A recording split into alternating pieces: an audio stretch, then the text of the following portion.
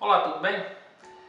Esse daqui é um vídeo de resposta ou continuidade, de explicação de um outro vídeo que eu postei aproximadamente há uns 2 anos atrás aqui no nosso canal. Vou deixar o link, tá, desse vídeo que fala a respeito do divórcio e como a Bíblia o considera, caso você está vendo, esse vídeo sem ter assistido o outro. Caso você já assistiu o outro, você sabe por que estamos fazendo esse. É um vídeo que trouxe muita polêmica, trouxe muita discussão a respeito do divórcio, como a Bíblia se manifesta a respeito disso. E, mediante alguns comentários, algumas referências de outras passagens, nós estamos fazendo esse daqui para melhor esclarecer, tá bom? Quero começar dizendo para você o seguinte: nossas propostas de vídeo aqui nesse canal é trazer sempre o fundamento bíblico, tá? Eu não defendo nenhuma denominação, não defendo nenhum pastor, não sou pastor inclusive, e deste modo o que vai prevalecer sempre que a gente abordar qualquer assunto é referente ao que a Bíblia diz, tá? Então, referente a isso, eu gostaria de deixar isso bem claro para você. Segundo, todos que comentarem, quiserem participar dos nossos vídeos, são muito bem-vindos, tá? Eu só gostaria de deixar uma dica para você. Como nós tratamos de assuntos espirituais aqui, fundamentados na Bíblia, você tem todo o direito de você discordar e ter um outro ponto de vista. Mas quando você discorda, comentando, agredindo a minha pessoa, me inserindo em uma classe de pessoas talvez mal vista pela sociedade, e difamando a minha pessoa ou dizendo que eu mereço ir para o inferno, algo desse tipo, eu já gostaria de dizer que esse tipo de comentário não é pertinente a alguém que está querendo defender um assunto espiritual. Então, sempre que você for comentar diante de alguma coisa que você não concorde, coloque a mão na consciência, verifique se o seu comentário de fato vai agregar alguma coisa ou vai ser simplesmente um comentário que a gente vai ignorar e vai lamentar por ter lido tal afronta gratuita, tá bom? Eu deixo essa dica para você. Agora vamos lá, falando a respeito do casamento.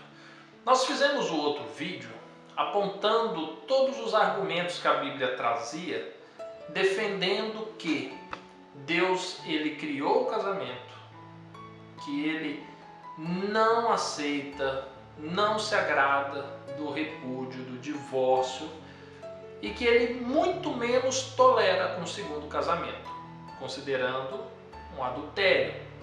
Nós trouxemos algumas passagens de Jesus abordando o assunto e concluímos o vídeo trazendo algumas passagens de Paulo escrevendo a respeito do assunto, tá? Mas referente a esse assunto, houve aqueles que discordaram e apresentaram outras passagens bíblicas para tentar fundamentar de que Deus aceita sim um segundo casamento. Diante desse argumento, eu já gostaria de destacar algo. Deus ele aceita a separação mediante alguns termos que nós vamos discorrer dentro de alguns instantes. Entretanto, um segundo casamento Deus não aceita. E nós vamos ver isso melhor, tá? O primeiro verso, o primeiro texto, nós vamos começar lá pelo Antigo Testamento, vão ser apenas 5, tá? Vai ser um vídeo bem rápido, entretanto bem explicativo. Nós vamos lá para o Antigo Testamento. Referente ao divórcio, quando Jesus é indagado a respeito, que aí os fariseus questionam, a respeito da carta de divórcio, houve algumas pessoas no comentário que citaram a passagem onde fala-se a respeito do divórcio, Deus autorizando o divórcio. Então vamos ler essa passagem para que a gente possa compreender melhor, tá? Ela está em Deuteronômio, capítulo 24, verso 1 a 4, que diz assim: quando o homem tomar uma mulher e se casar com ela, então será que, se não achar graça em seus olhos, por nela encontrar coisa indecente, far-lhe-á uma carta de repúdio, e lhe dará na sua mão, e a despedirá da sua casa. Se ela, pois, saindo da sua casa, for se casar com outro homem, e este também a desprezar, e lhe fizer carta de repúdio, lhe der na sua mão, e a despedir da sua casa, ou se esse último homem que tomou para si por mulher vier a morrer, então seu primeiro marido que a despediu não poderá tornar a tomá-la, para que seja sua mulher, depois que foi contaminada, pois é abominação perante o Senhor. Assim não farás pecar a terra que o Senhor teu Deus te dá por herança. Pois bem, esse verso, quando começa dizendo, se porventura o homem que casar com a sua mulher não achar graça, nos remete a um pensamento de que por qualquer motivo, qualquer razão, poderia se haver um divórcio, não é verdade? Mas aí logo em seguida a essa expressão tem uma vírgula e menciona por coisa indecente. Quando Jesus ele é questionado a respeito da carta de divórcio, Jesus já deixa bem claro que essa coisa indecente seria proveniente de uma imoralidade sexual. Então nós temos uma causa que permitiria o homem abrir mão da sua esposa, repudiá-la, né, que seria uma carta de divórcio. Pois bem, agora nós vamos fazer a seguinte pergunta. Com essa carta de divórcio na mão, o homem e a mulher estão livres para se casar de novo? Essa é a grande questão. Essa foi a polêmica gerada no vídeo anterior. Então vamos entender o seguinte. Vamos imaginar que sim, que eles estariam livres para se casar de novo, porque o texto continua dizendo que se essa mulher ir e casar-se com outro homem, e esse lhe der uma carta de divórcio, ou se porventura esse homem vier a morrer, o primeiro marido não pode voltar a casar-se com ela. Por quê? Porque agora ela está contaminada. É isso mesmo. Quando Paulo fala a respeito do assunto e fala que se porventura houvesse uma separação no primeiro casamento, que a mulher e o homem não poderiam se casar de novo, e que quem se casasse de novo estaria em pecado, estaria adulterando, ou seja, estaria contaminado. E então, quando no texto de Deuteronômio faz menção à carta de repúdio que permite a separação proveniente de uma imoralidade sexual, não está isentando ninguém para poder se casar de novo. O texto não diz isso. A passagem não deixa isso explícito, muito menos implícito, tá bom? E isso vem a calhar justamente com o que Jesus falou e justamente com o que Paulo escreveu também. Então é importante a gente deixar isso bem claro. Tem uma outra passagem ainda no Antigo Testamento que eu vi que foi fundamentado por algumas pessoas, e pesquisando a respeito, descobri inclusive que é um dos fundamentos usados por algumas igrejas neopentecostais para se firmar o conceito do segundo casamento, que está lá em Malaquias, no capítulo 2, verso 14 a 17, que diz assim: E dizeis, por que o Senhor foi testemunha entre ti e a mulher da tua mocidade, com a qual tu foste desleal, sendo ela a tua companheira e a mulher da tua aliança? E não fez ele somente um, ainda que lhe sobrava o espírito. E por que somente um? Ele buscava uma descendência para Deus. Portanto, guardai-vos em vosso espírito e ninguém seja infiel para com a mulher da sua mocidade. Porque o Senhor, o Deus de Israel, diz que odeia o repúdio, e aquele que encobre a violência com a sua roupa, diz o Senhor dos Exércitos. Portanto, guardai-vos em vosso espírito e não sejais desleais. Bem, esses são dois versos utilizados como fundamento para permitir o divórcio mediante uma infidelidade sexual, né? Ou proveniente a pessoa ser descrente do cônjuge. Eu posso estar sendo um tanto quanto leviano na minha leitura, mas eu não consegui enxergar nesses dois versos qualquer manifestação que permita o homem ou a mulher se separar por qualquer motivo que seja. Te digo mais, quando me bateu a curiosidade de ler mais atenciosamente os versos anteriores, eu percebi que aqui o profeta está fazendo uma menção do afastamento de Deus para com a nação de Israel, trazendo como exemplo um relacionamento conjugal entre homem e mulher, tal como a mulher, né, a nação e Deus, alegando que Deus a tomou para si, em busca de que ela lhe fosse fiel, e ela lhe foi infiel.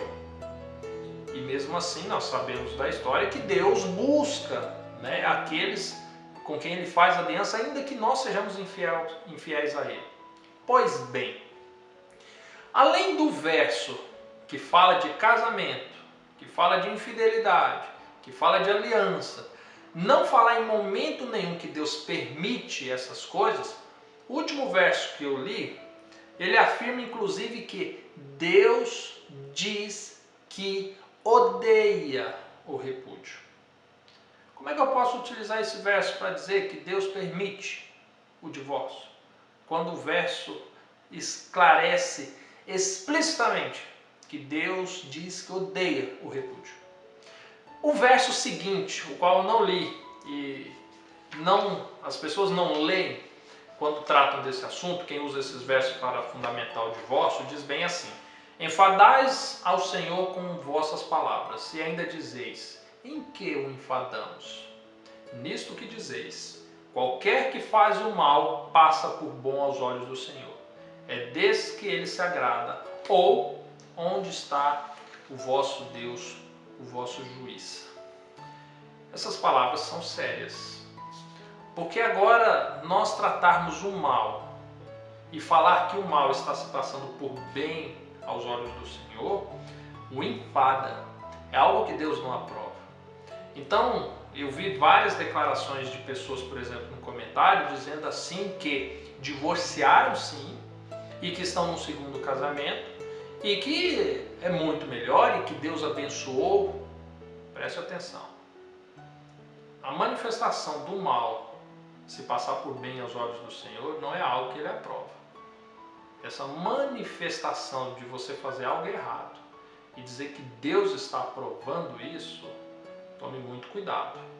Quero dizer para você uma coisa. Nós devemos tomar alguns cuidados em discernir melhor o que a Bíblia fala sobre determinados assuntos. Tá? Você está assistindo esse vídeo porque você quer compreender melhor a respeito do casamento e divórcio. Mas nesse contexto todo está o fato de Deus ter um plano e está o fato de Deus abrir concessões da quais Ele não se agrada. Você quer entender o porquê? Quando Jesus diz assim que Deus permitiu a carta de repúdio, aquela que nós lemos em Deuteronômio, mas que não foi assim que Deus planejou desde o início, significa que Deus abriu uma concessão por causa da dureza do homem, mas que Deus não se alegrou dessas coisas. E que não foi esse o plano de Deus para a humanidade. Você quer entender isso melhor? Deixa eu ver que exemplo que eu posso te dar. Lembra quando o povo estava caminhando no deserto, Deus havia libertado a nação de Israel do Egito, e agora eles foram resmungar para Deus do maná que Deus dava todo dia, alegando que queriam comer carnes e tudo, e que Deus não gostou da atitude. E a Bíblia diz que por causa da rebeldia do homem, Deus permitiu que por um mês eles comessem carne. E Deus concedeu carne de aves para ele. E a Bíblia diz que as pessoas comeram tanto, a ponto de muitos morrerem de tanto comer. Deus abriu uma concessão por causa da dureza do homem.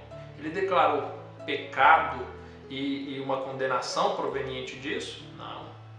Mas Deus não se agradou desse ato. Você quer ver mais? Outro exemplo que eu posso dar, quando a nação de Israel, os representantes foram espiar a terra. Lembra a terra prometida? E apenas 2 voltaram dizendo que a terra era boa e que deveriam confiar em Deus.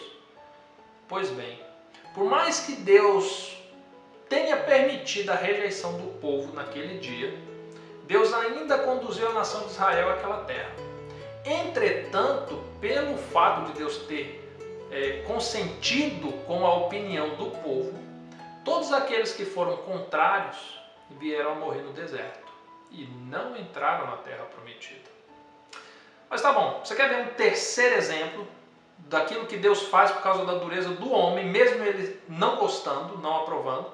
É simples, nós pecamos e a Bíblia diz que o salário do pecado é a morte e todo aquele que peca deve morrer. Deus concorda com isso? É a manifestação da sua própria palavra. Mas sabe o que Deus fez? Deus concedeu o seu Filho para todo aquele que nele crê não pereça, mas tenha vida eterna. Sabe como que ele concedeu o Filho dele? Permitiu que ele se tornasse homem, que ele fosse humilhado por nós, que ele fosse crucificado e que ele fosse morto. Deus queria isso, Deus gosta disso, Deus se aprova disso, mas por causa da dureza do coração do homem, Deus submeteu o seu próprio Filho para que nós pudéssemos encontrar a salvação. Você está percebendo a diferença? E quando a Bíblia fala que Deus consentiu, permitiu algo por causa da dureza do homem, tome cuidado se você vai optar por fazer tal prática. Porque Paulo diz assim que quer comais, quer bebais, ou fazer qualquer outra coisa, faça para a honra e glória de Deus. A gente sempre ganha por optar fazer aquilo que Deus se agrada, e não por aquilo que Deus permite por causa da dureza do nosso coração. Vamos adiante?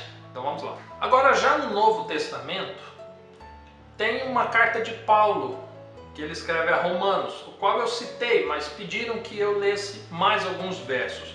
Está lá no capítulo 7, verso de 1 a 3, que diz assim: Não sabeis vós, irmãos, pois que fala aos que sabem a lei, que a lei tem domínio sobre o homem por todo o tempo que vive? Porque a mulher que está sujeita ao marido enquanto ele viver, está lhe ligada pela lei, mas morto o marido, que está livre da lei do marido. De sorte que vivendo o marido será chamada adúltera, se for de outro homem, mas morto o marido, livre está da lei, e assim não será adúltera, se for de outro marido. Esse verso foi utilizado por algumas pessoas de uma maneira bem capciosa, porque quando você lê o verso, você não percebe nele em nenhum momento a isenção do homem ou da mulher para um segundo casamento. Mas fala justamente que pela lei, de Deus, o homem e a mulher estão ligados um ao outro até que um deles venha morrer. Ponto final. E se um deles se liga a qualquer outra pessoa, estando o outro vivo, esse adultera. Tá bom. Mas por que então, Diego, que eles utilizaram esse verso? É simples. Porque quando se traz a questão da lei e estar preso diante da lei e das suas consequências, traz a argumentação da graça de Cristo que nos isenta da condenação da lei. O que isso quer dizer? Quer dizer que o argumento utilizado com essa passagem é que como a lei do casamento estava submetida a uma lei e que agora Cristo vem e venceu e tudo, acredita-se que pela graça de Cristo, nós não precisamos mais cumprir a lei. Será que é isso? Preste atenção. Qual que é o sentido de Cristo vir a essa terra, viver nesse mundo, morrer, por minha causa e por sua causa, que pela transgressão da lei, fez com que Ele próprio morresse, para que nós pudéssemos ter vida? Será que Cristo morreu por causa dos pecados da humanidade? E pecado é a transgressão da lei. Justamente para que a humanidade pudesse agora pecar?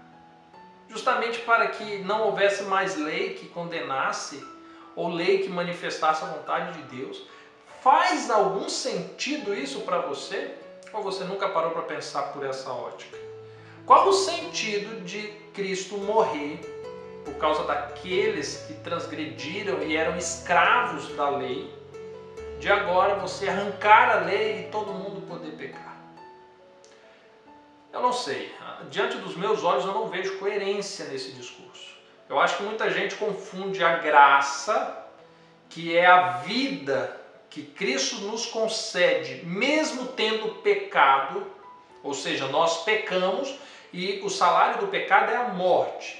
Mas quando vem a graça, o dom gratuito de Deus é a vida eterna.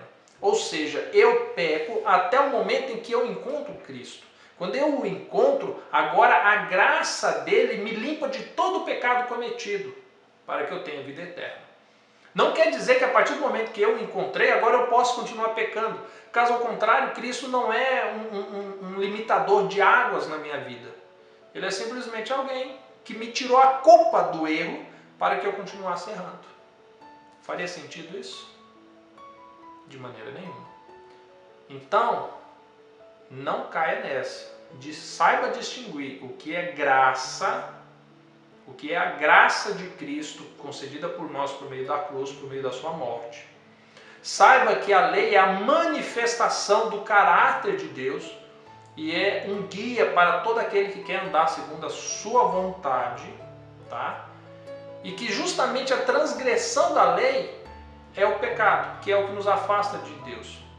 E que a graça de Cristo nos permite ser limpo dessa condenação a partir do momento em que agora que nós o encontramos, nós não pequemos mais. Porque senão qual sentido faria Cristo curar as pessoas, ressuscitar, fazer milagres e dizer para eles assim, agora vai e não peques mais. Não, peraí. Segundo esses que defendem essa teologia da graça, Cristo não deveria dizer vai e não peques mais. Ele deveria dizer assim, olha, eu vou morrer por você, agora você vai e faz o que você quiser. Faz sentido? Não faz, né? Então tá bom, não caia nessa. O próximo verso foi o seguinte, ainda no livro de Romanos, no capítulo 8, verso de 1 a 3, que diz assim, portanto, agora nenhuma condenação há para os que estão em Cristo Jesus, que não andam segundo a carne, mas segundo o Espírito. Porque a lei do Espírito de vida em Cristo Jesus me livrou do pecado e da morte. Porquanto que era impossível a lei, visto como estava enferma pela carne, Deus enviando o seu Filho em semelhança da carne do pecado, pelo pecado, condenou a carne.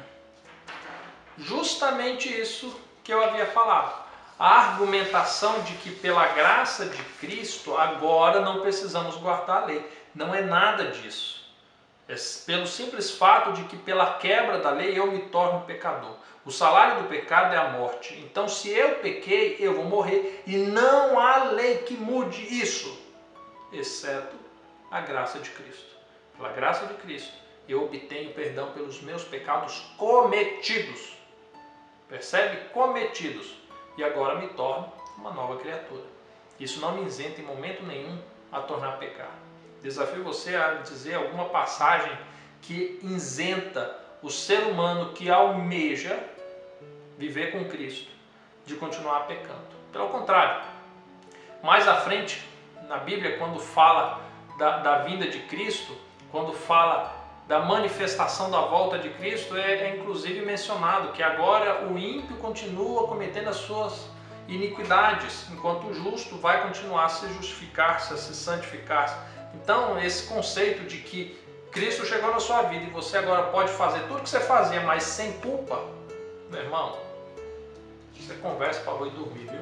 Cai nessa não. 1 Coríntios, no capítulo 7, de 10 a 15, diz assim, todavia aos casados mando, não eu, mas o Senhor, que a mulher não se aparte do marido. Se porém se apartar, que fique sem casar, ou que se reconcilie com o marido e que o marido não deixe a mulher. Mas aos outros digo eu, não o Senhor. Se algum irmão tem uma mulher descrente e ela consente em habitar com ele, não a deixe.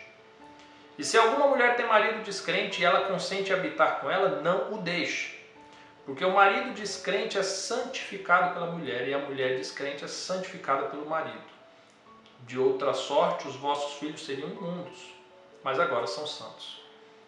Mas se o descrente se apartar, aparte-se, porque neste caso o irmão ou a irmã não está sujeito à servidão, mas Deus chamou-nos para a paz. O conceito explícito de Paulo dizendo que é Deus que manda, o Senhor que manda, que a mulher não se aparte do marido e que o marido não se aparte da mulher, porém, se vier a se apartar, que não se case novamente, isso ficou bem claro, não há o que nós discutimos aqui. Quando fala da parte do marido crente, a mulher descrente ou vice-versa, também diz que não há aconselhamento para se separar. Por quê? Partindo do pressuposto de que os dois agora são uma só carne, Paulo defende o conceito de que se um busca o Senhor e se santifica, logo o outro também é santificado. Percebe? e que isso não é uma justificativa de você abandoná-lo. Uma vez que na nova aliança nós recebemos como missão levar o evangelho a todo mundo, raça, cor, tribo, língua, e não deveríamos levar quem está na nossa casa? Nossos maiores desafios da vida cristã é justamente pai, mãe, esposa, filhos. Porque agora nós vamos abandonar os que rejeitam o Senhor de imediato? Que fé é essa que nós temos afinal? Percebe que é um conceito incoerente?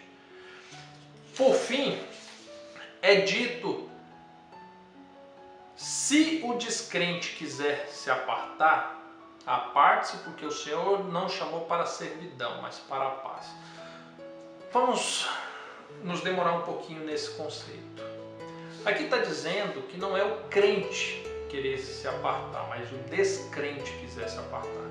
Então aquele que não crê no Senhor quiser ir embora, que o crente no Senhor o permita, porque não quer que os dois vivam sobre um fardo de servidão. O que é o fardo de servidão? É você viver toda a sua vida a fim de servir algo ou alguém. Tá? Nesse caso, o casamento ela gera uma servidão proveniente da lei. Que lei é essa? A lei do amor, a lei de Deus. Quem se mantém casado mais do que pelo amor ao próximo é por amor a Deus. Agora, quem não crê na lei de Deus, a servidão ela é um fardo muito mais pesado, proveniente a isso. Paulo diz que se o descrente quiser se apartar, que se aparte. Tá? Só que presta atenção. Esse verso diz que agora o crente pode se casar de novo. Mais uma vez, não existe essa ordem. E aí quando a gente parte 2 versos anterior a esse, quando Paulo diz assim, olha, se quiser separar, se aparte. Mas se quiser casar-se de novo, que se reconcilie, que volte ao primeiro esposo. Um assunto que foi bem discutido, e eu fui muito acuado e afrontado proveniente a ele, foi sobre as circunstâncias de uma agressão física. Há pessoas que disseram assim, Diego, mas e se o homem, né, ou a mulher for um monstro no casamento? Deus quer que viva com esse monstro? Sabe o que eu penso? Que esse monstro que agora você diz que se tornou seu marido ou sua esposa, é a mesma pessoa que você namorava no portão da casa dos seus pais por vários anos, é o que noivou, é o que você se endividou para dizer publicamente em uma cerimônia de casamento que você o amava e que ficaria eternamente com ele. Se a pessoa mudou a sua conduta ou se revelou ser uma outra pessoa, até então Deus não tem culpa. Você teve um tempo para verificar isso. Mas presta atenção, a graça de Deus é tão grande e o poder de Deus é tão maravilhoso que Ele é capaz de fazer essas transformações.